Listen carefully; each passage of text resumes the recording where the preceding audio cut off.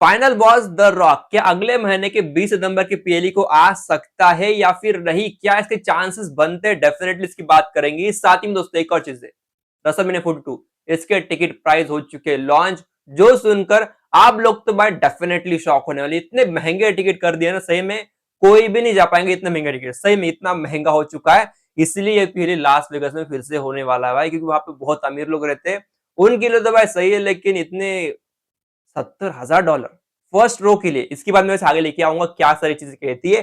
साथ ही में clash in Paris का मैच कार्ड अब तक क्या करा है, 4 मैच ऑफिशियल, लेकिन अभी और 2 मैच है जो कि सेट हो सकते हैं, इसकी हम बात करके ही जाएंगे आज। और एक और चीज है, बात करेंगे एईडब्ल्यू का फॉरबिटन डोर जो कि होने वाला है क्लैश विद रसल पालोजा, क्या ऐसी कहानी कहती है, डिस्कशन पूरा लेके आएंगे, इन डिटेल आज जाएंगे। और कल स्मैकडाउन तो उसकी बात डेफिनेटली करना बनेगा, लेकिन दोस्तों से पहले बात कर ली आज की शुरुआत होगा वो है भाई क्रिस जेरिको के साथ। तो देखिए हमने रिसेंटली बात किया था क्रिस जेरिको के बारे में कि शायद बंदा रिटर्न करेगा कंपनी में, फिर एक बार दिसंबर का जो इसका कॉन्ट्रैक्ट खत्म हो रहा है विद द एडब्ल्यू के साथ। तो फिलहाल जो कहानियां है ऐसी कि शायद इंटरनली डब्ल्यूडब्ल्यू के इंटरनली कुछ रोस्टर में कुछ टैलेंट कहते कि यहाँ पे शायद उनको फिर से क्रिस जेरिको वापस चाहिए कंपनी में। तो फिलहाल यहाँ पे पूरे टैलेंट जो सपोर्ट कर रहे बंदे के रिटर्न के बारे में, तो शायद वो जो दरवाजे वो खुल रहे क्रिस जेरिको कंपनी वापस आने के, ये चांस यहाँ पे बता रहे। देखते वैसे क्या चीज बनाती, क्या वो आएगा नहीं आएगा, बहुत बड़े दूर तक वैसे अभी स्पेकुलेशन है। फिलहाल तो मैं ही कहूंगा कि समय बहुत है, तो फिलहाल भाई इस चीज के ऊपर फोकस नहीं करेंगे, तो डेफिनेटली इसको थोड़ा अवॉइड करो, आगे बढ़ेंगे। दोस्तों बात करें रेसलमेनिया 42 के बारे में, तो भाई साहब क्या कहूं भाई, ये क्या कर दिया आपने। 70,000 पहले रो की कीमत, पहले रो की जो रहेंगी रिंग साइड के ऊपर, वहां पे 70,000 रहने वाली डॉलर्स में, इंडियन रुपीज नहीं भाई, डॉलर्स है। तो आप पकड़ लो कितने होंगे, ये तो भाई 5-6 लाख के आगे जा रहे हैं भाई, ये गणित बहुत बड़ा होगा। साथ ही में दोस्तों यहाँ पे जो सेकंड और थर्ड रो पे, एक की 50,000 है और एक की $35,000 है। तो भाई आपने सही में नहीं किया, ये धंधे को बहुत ही सीरियसली ले लिया है। टीक्यू की बात करो तो सही में बहुत सीरियसली। मुझे तो ये लग रहा है अभी कंपनी शायद अभी 1-2 और रेसलमेनिया कराएंगी और फिर गायब हो जाएंगी। सही में वही लग रहा है कि क्या कर दिया आपने भाई, कंपनी को आप पूरा बेचने वाले हो। और इसीलिए मैं वही कहूंगा 2 दिन का पीएलई इसलिए ला रहे क्योंकि हमें पैसा कमाने। अभी तो ये बात आप लोग बोलना भी मत कि भाई आप फैंस के लिए सारा पीएलई ला रहे हो 2 दिन का, ये बिल्कुल नहीं लग रहा है मुझे, बिल्कुल भी नहीं। ये तो पूरा पैसा है, पूरा कॉर्पोरेट लग रहा है, पूरा का पूरा वही कहानी है। और शायद कभी ना कभी तो ये होगा ही कि जो अभी सोल्ड आउट जा रहे हैं पूरे अरीना, जो शायद कभी बहुत खाली होने वाले हैं, ऐसा लग रहा है यार। ये ऐसी चीजों के ऊपर जा रहे हैं ना जो कंपनी को एंड करेंगे, सही में कंपनी एंड होने वाली इसके कारण। अभी दोस्तों बात कर ले एईडब्ल्यू और डब्ल्यूडब्ल्यू जो क्लैश होने वाला है फॉरबिटन डोर और साथ ही में रसल पारोजा के बारे में। तो यहाँ पे खबर कुछ ऐसे आया कि फिलहाल एईडब्ल्यू के ओनर यानी कि टोनी खान को पूछा गया था आपको क्या लगता है कि जो क्लैश हो रहा है आपका, उसके बारे में क्या कहना है। तो यहाँ पे टोनी खान ने कहा भाई देखो यार जो कुछ करने दो, अभी मेरी कंपनी, मैं मेरी कंपनी वाला देखूंगा, मैं मेरे कंपनी को और फोकस कर रहा हूँ, उनके बारे में बिल्कुल भी फोकस नहीं कर रहा हूँ। तो उस चीज उन्होंने थोड़ा अवॉइड किया है, लेकिन इसका थोड़ा हर्ट उनको तो हुआ ही होगा जो कुछ फिलहाल चल रहा है। और उन्होंने कहा है कि भाई देखो हमारी कंपनी इस साल बहुत बढ़िया ग्रो कर रही है, जो ऑब्वियसली सही बात भी है, ठीक है। तो इस वजह से वैसे कहा जाए ना तो ईडब्ल्यू ग्राफ थोड़ा ऊपर चढ़ा है, बहुत ऊपर चढ़ा है, वैसे कहा है तो पिछले साल से ज्यादा ही चढ़ा है। तो ट्रिपल एच ने कह दिया कि अगले महीने के रसल पालोजा के पहले आने वाले हैं पैट मैकफे वापस, यानी कि अगले महीने में फिर से हमें पैट मैकफे की कमेंट्री दिखाई देंगी ऑन द स्मैकडाउन शायद से, या फिर रॉ कहाँ पे आएंगे, आई गेस रॉ के ऊपर आएंगे विद द माइकल कोल, वो हो सकता है वापस आएंगे। और एक और चीज पे कह दूं कि भाई एक और बड़ी चीज हो चुकी है जो उन्होंने कही है, जिसका मैं ऑलरेडी पहले कहा भी था, 2 दिनों का पीएलई उन्होंने कहा है भाई देखो यार 2 दिन का जो पीएलई होने जा रहे हैं वहां पे एक्साइटेड तो हम बहुत है, लेकिन एक और चीज हम इसलिए कर रहे हैं कि हमें फैन की बहुत कदर है। हम जानते हैं कि फैंस को ये चाहिए और हम उनको बहुत ज्यादा सर्व करना चाहते हैं, मतलब भाई हम उनके लिए बहुत कुछ करना चाहते हैं, इसलिए हमने ये किया। हम चाहते हैं कि वो बस खुश रहे।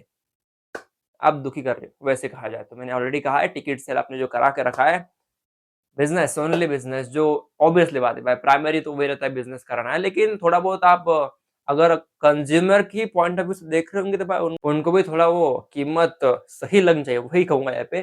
फिलहाल तो इसकी बातें नहीं करेंगे डेफिनेटली, थोड़ा अवॉइड करो इस चीज को, ठीक है ना, ज्यादा ट्रोल नहीं करूंगा मैं यहाँ पे, अवॉइड कर लो टीके और डब्ल्यूएल की बातें, यहाँ से आगे बढ़ेंगे।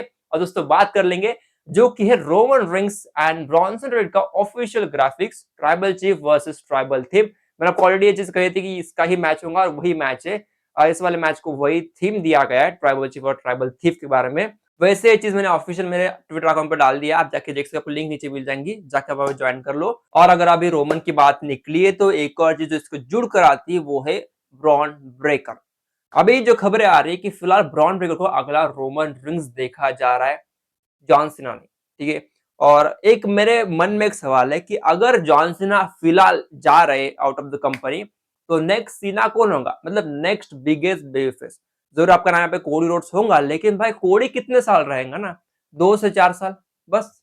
अब उसका भी जो शिफ्ट है ना वो मूवी की तरफ जा रहा है, रोमन की तरफ, तो वही चीज है।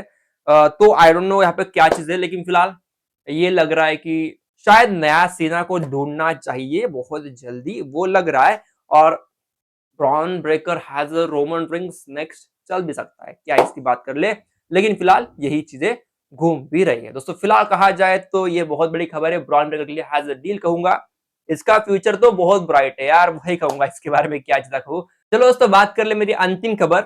अंतिम खबर है, ठीक है, रूमर तो बाद में आएगा, लेकिन अभी खबर की बात कर रहा हूँ, जो कि भाई 4 मैच जो ऑफिशियल हुए for the clash in Paris, Roman Reigns versus Bronson Reed, साथ में fatal 4 match for the world title जो कि हो रहा है Seth Rollins, CM Punk, L Knight, Jey Uso के बीच में। और यहाँ पे 2 और मैचेस है जहाँ पे रूसेव वर्सेस सेमस का मैच हो रहा है। और एक और मैच जहाँ पे जो सेट हुआ ना वो है John Cena versus Logan Paul. Definitely ये वाली मैच की कहानी बोलूं, ठंडी गिर रही है, बहुत ठंडी भाई। एक ही हफ्ता हुआ ना बस बीच में, लेकिन मैं इस वाले मैच को सीधा भूल गया था सही में। जब मैं मैच कार्ड का, जब मैं यहाँ पे पूरा मैं नोट बना रहा था तो सही में भूल गया। एक और मैच सेट हुआ, लेकिन कौन सा मुझे याद नहीं आ रहा, मुझे गूगल करना पड़ा। उसके बाद मैंने देखा भाई पे John Cena versus Logan Paul का मैच सेट हुआ। डेफिनेटली भाई ये बहुत खराब चीज है वैसे कहा जाए तो, कि हमने इनका मैच मिस किया।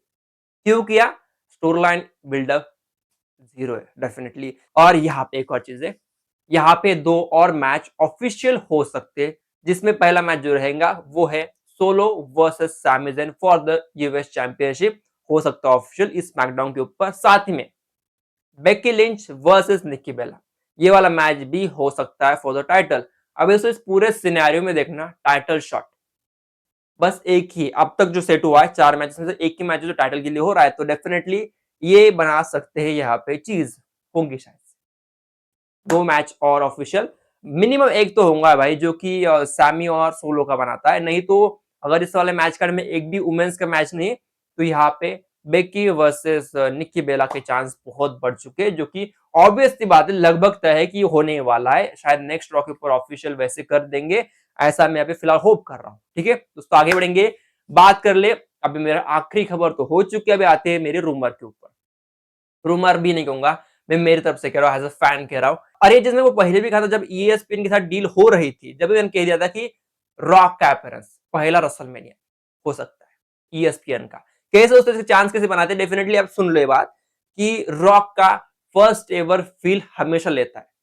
रॉ ऑन नेटफ्लिक्स आया था, रसलमेनिया पहला TKO का आया था, साथ ही में फॉक्स के ऊपर जब पहला स्मैकडाउन का शो गया था वहां पे भी बंदा आया ही था।